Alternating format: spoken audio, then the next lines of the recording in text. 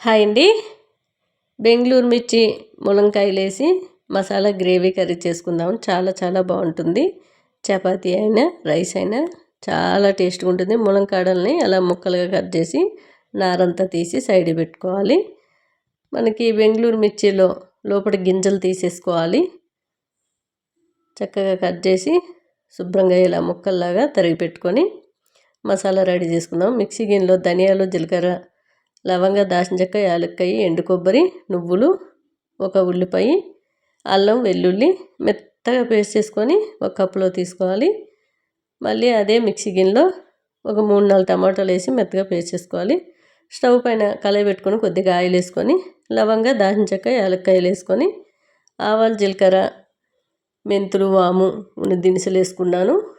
సన్నంగా తరిగి పెట్టుకున్న ఉల్లిపాయ ముక్కలు, ఒక పచ్చిమిర్చి, కొద్దిగా కరివేపాకు వేసి బాగా వేపుకోవాలి. పోపు చాలా టేస్ట్గా ఉంటుందండి. ఉల్లిపాయ ముక్కలు వేగిన తర్వాత కొద్దిగా పసుపు వేసుకోవాలి. ఈ రుబ్బు పెట్టుకున్న కొబ్బరి పేస్ట్ ఫస్ట్ వేసుకోవాలి. తర్వాత టమాటా కూడా వేసుకొని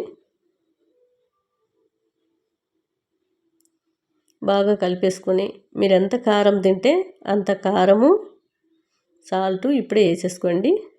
నేను రాళ్ళు ఉప్పు కొద్దిగా, కారం కొద్దిగా వేసి బాగా కలిపేసి మూత పెట్టి మనకి ఆయిల్ అంతా కూడా పైకి వచ్చే వరకు మూత పెట్టి ఉడికించుకోవాలి. స్టవ్ మీడియంలో పెడితే త్వరగా అయిపోతుంది. చూసారు కదా, ఆయిల్ అంతా పైకి వచ్చాక మధ్య మధ్యలో 2-3 సార్లు కలుపుతూ ఉండండి, లేకుంటే మాడిపోతుంది.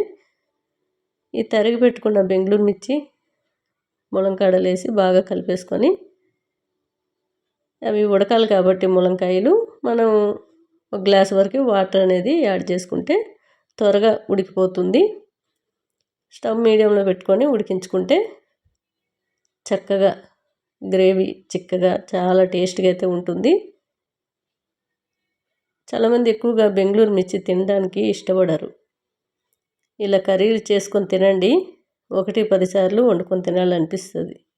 చూసారు కదా, మనకి బెంగళూరు మిర్చి ఆలు కలిపి కూడా చేసుకోవచ్చు. ఇలా ములంకాడలతో కూడా చేసుకోవచ్చు. ఉడికింది లేనిది ఒక ములంకాయ పట్టుకొని చూడండి, లేదంటే ఇలా గరిటతో కూడా ఒత్తుకొని చూసినట్లయితే మీకు తెలుస్తుంది. మెత్తగా ఉడికిపోయినాయి, చాలా టేస్ట్గా అయితే ఉందండి.